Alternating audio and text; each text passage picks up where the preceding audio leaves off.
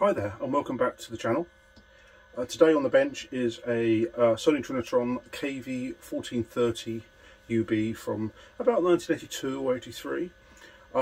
This particular model has a little bit of a personal history with me. Some of the very first computers when I was about 7 or 8 years old, something like that, were actually used on my grandmother's Sony Trinitron, which is this exact same model. My ZX Spectrum Plus and Commodore 64 and I'm trying to think what else. And the Atari ST.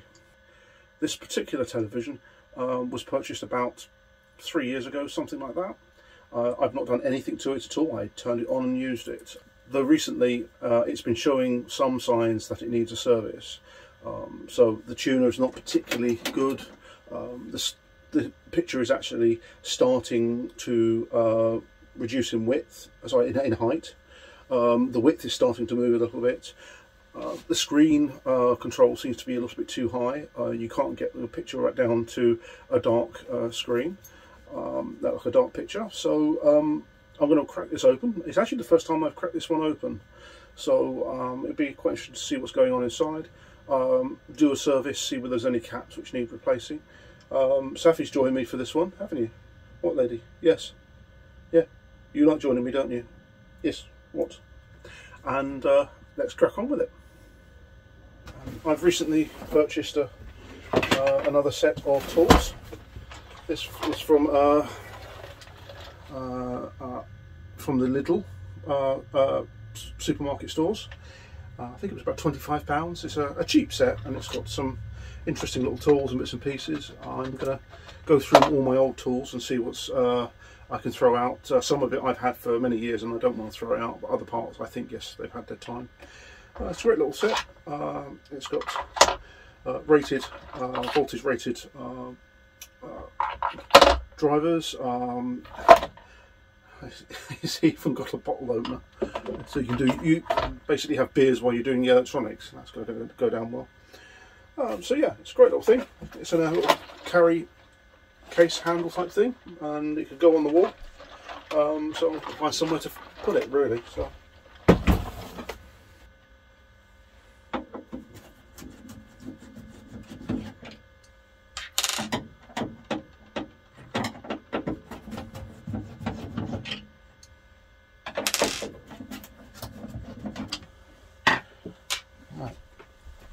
Here we go.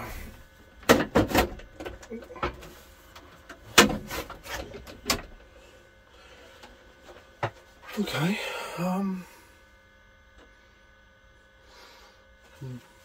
You can sometimes tell where televisions have been used. This one you can smell talcum powder, and so I think this has been in a lady's bedroom. I think it's been a bedroom TV. Where a lady's been getting dressed. It's like her perfumes smells. Some absolutely reek of cigarettes, and I tend to throw those in the bin. So yeah, I'm just going to go through this and actually have a look and see whether there's any caps that need replacing. What I want to do is actually set it up. So I will dig out a test tape I've got, which I have to go back into the house to get, and set up the height and the width, and generally just check it all over. I can see quite a few vertical centering, 115 volt adjustment. I might check that. Just looking, really. I've never seen one inside one of these things. It seems pretty decent, actually. Quite basic, actually. In terms of its circuit board. Anything which looks like it needs replacing? No. Okay, I'm going to take it off this towel and get it upright. Right. Sophie, do you want to go out? Come on, lady, come on. Come on. Come on. Go on, there you go. Go on. There you go, go on. Good girl. She gets quite fidgety at times when I'm in here. So this looks in remarkable condition. It's a very low hours set by the looks of it. Just a light smattering of dust. Just a little bit, nothing too spectacular. The electron gun inside doesn't look like it's been used that much actually. They normally go blue. It's like a very dark colour when they've been baked. I'm not entirely sure whether the picture's centred, so I might have to undo that screw there and just adjust the yoke. The problem is getting the setting or getting the distance between the tube and the yoke. Sometimes what happens is over time the actual yoke pulls back and it creates focus problems on the Trinitron's tubes. So I've had that before. Yeah, it looks really simple. Now the tuner is all buried away in there, so it's all here.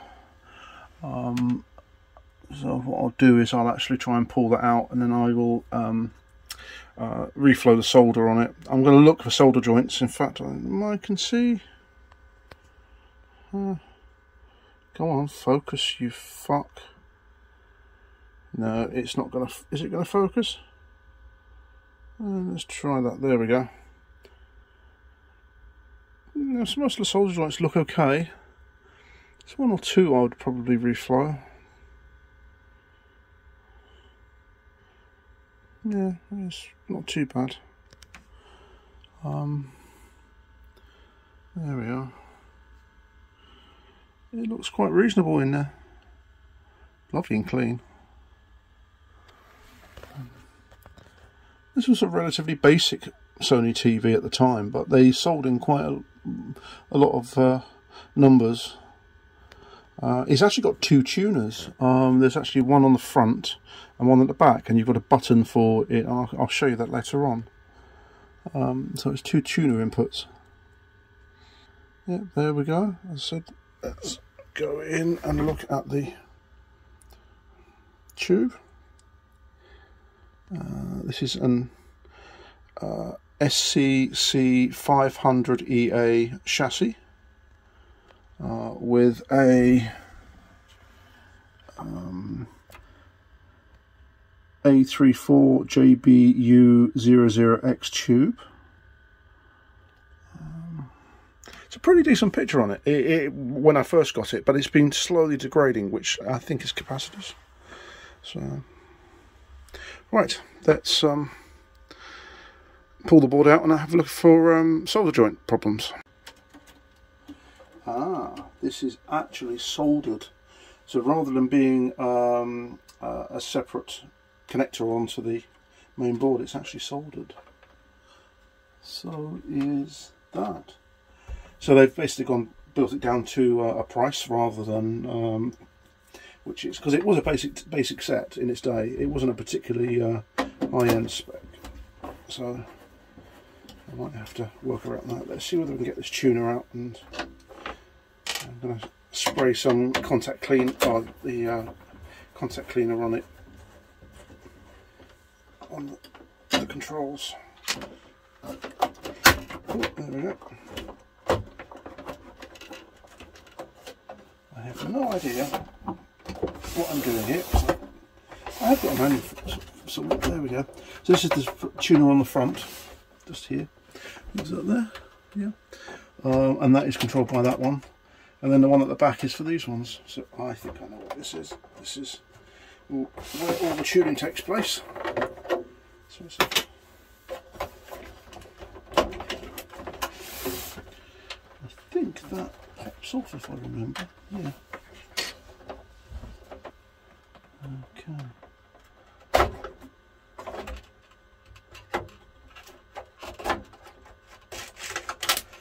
So that's the numbers for the things. So you can change these and put your own ones in. Rearrange them. There we go.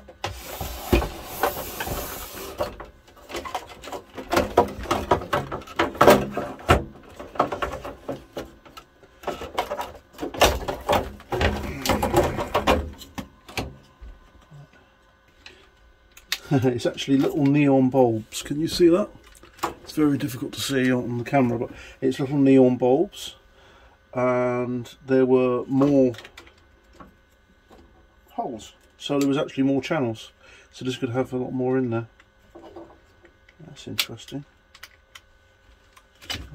There's a date code. This one was January, February, March, April, May, June 1984.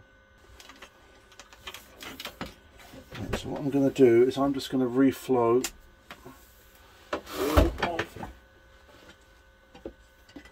these connections.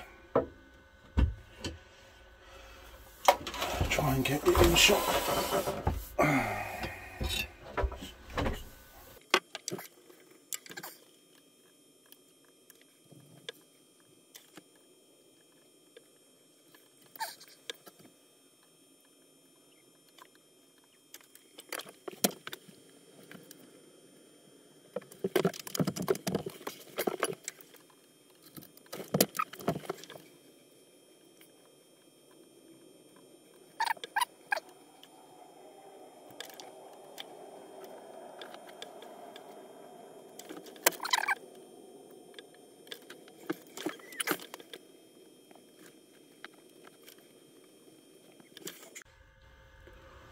Right, no, this is all now resoldered and reflowed, except for that one. One, two.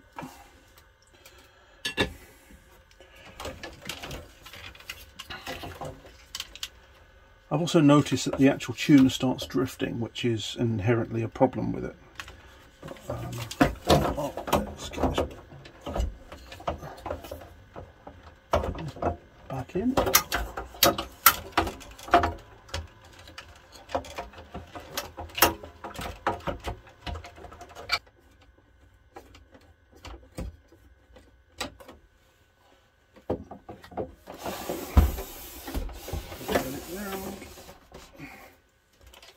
And put this back. Right, so I finally managed to get the strip back in. You have to put the whole unit in, the whole tuner back in, and then you have to turn the TV on its side. Then you have to thread it in through the hole there. You can't do it with it off. Yeah, that's a pain. So anyway, let's get this back together and then have more at the solder joints and then set the TV up. So there've been quite a few dodgy solder joints, cold solder joints. It's a real pig to work on. This board is actually resting on the neck board, which I'm not particularly happy with, but I'm going to have to run with it because there's a lot of cables which are still attached because they're not socketed. This heavy duty this IC at the top here, all of them had cold solder joints. This one here, which has got hot, which I think is, yes, it's one of the resistors. It's one of the resistors, probably for the screen control, which may be why it was actually getting brighter and brighter. That was pretty much loose. So I'm going to go through all of these. I'll film a little bit of it. There's enough video on my channel of me doing solder joints. So I'll just crack on with this and then we'll cut back in when I'm finished. The television is back together again. There are a lot of cold solder joints all over the place. The two main resistors here that feed voltages to the tube were actually loose. There are various other joints, including the little IC here, which were also had dodgy solder joints as well. So I've plugged in here a test tape with test patterns. I'm going to power the TV up and we'll see how well it works.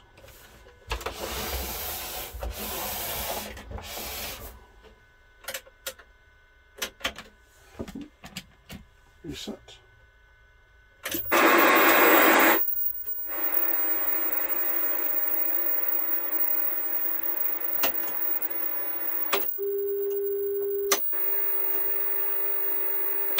Let's go down to 8. Let's tune this in.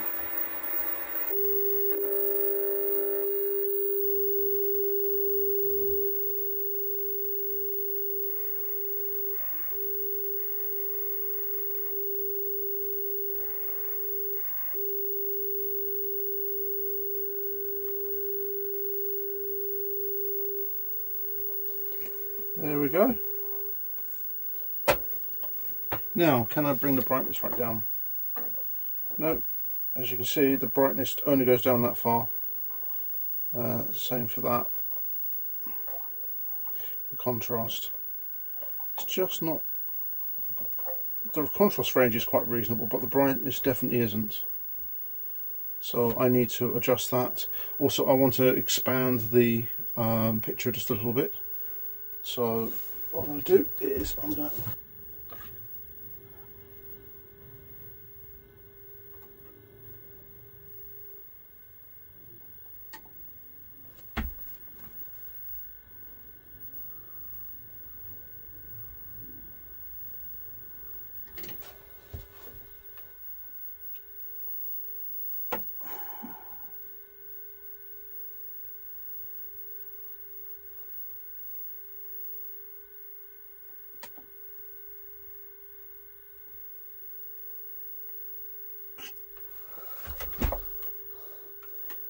Nope, needs to go the other way. Let's turn that. This is so close to the HT. I don't nope. That's that. I just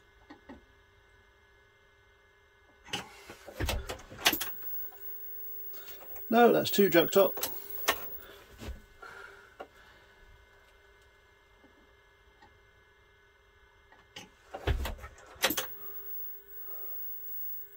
Getting better.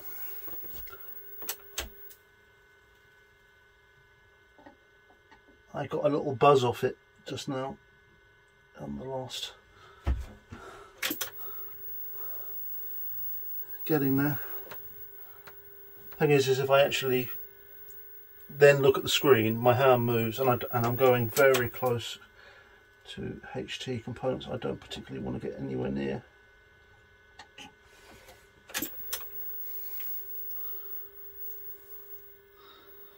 It's not bad, maybe a tad.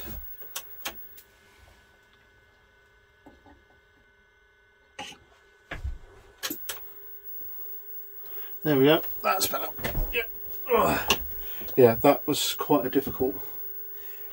The control is right at the front near the speaker and the angles are all wrong, so yeah, it would be safer for me to actually just to turn it on and off and adjust it. So the screen voltage is down, sub brightness is up a little bit. We've now got some sort of range on the brightness. The contrast has got a nice big range on it.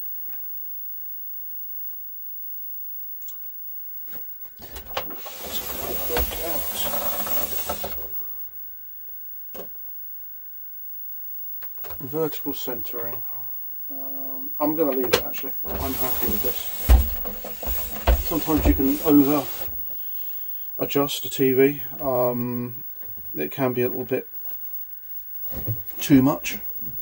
You end up tinkering and then either something goes wrong or something like that. So, okay, let's fast forward.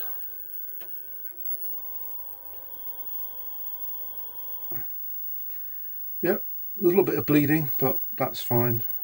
This thing may need a recap at some point, but I'm not doing anything like that. I said this is a fix to basically make it work, and none of the caps need replacing. It just was lots of dodgy solder joints.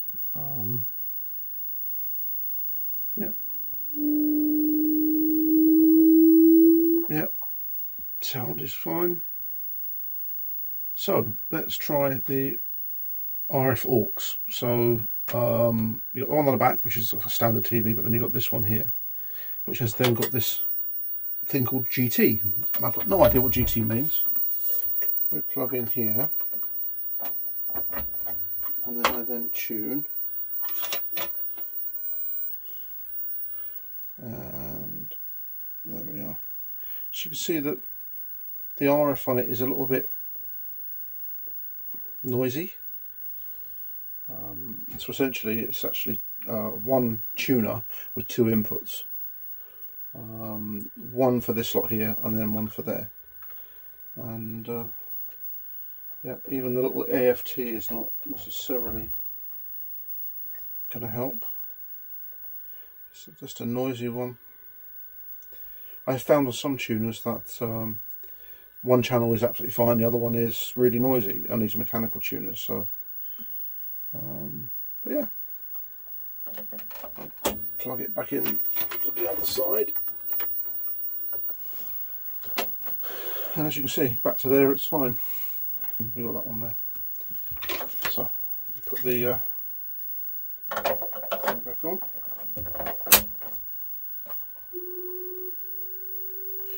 So I think I'm really done here. Yeah, pretty much done. So look at the screen. Yeah.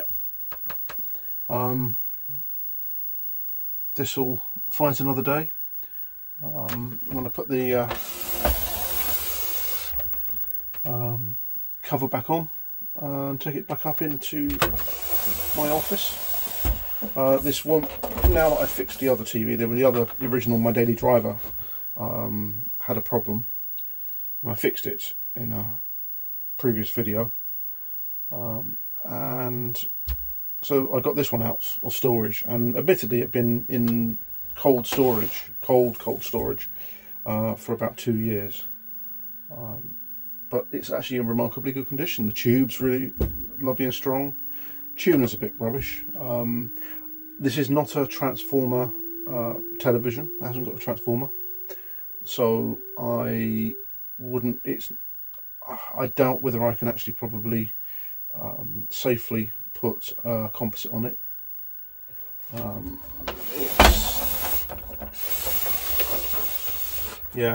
It's possible I could, to be honest with you. I might be able to do something if I trace down the at the point where the video in goes into the neck board. I might be able to find it and patch it in and then try and do the audio. So I might do it at some point, but at the moment it's a nice little television. Old school in terms of RF, but even the purity is gorgeous on it. Absolutely gorgeous. There's no sign of any distortions or problems. Yeah. So right, well, thanks for watching. Like, share, subscribe. I'm a small channel, so all your subscriptions will be gratefully appreciated, and I'm going to be doing a load more content on video recorders and vintage computers at some point. It's been a glut of TVs I've been doing. So thanks for watching, and see you on the next video.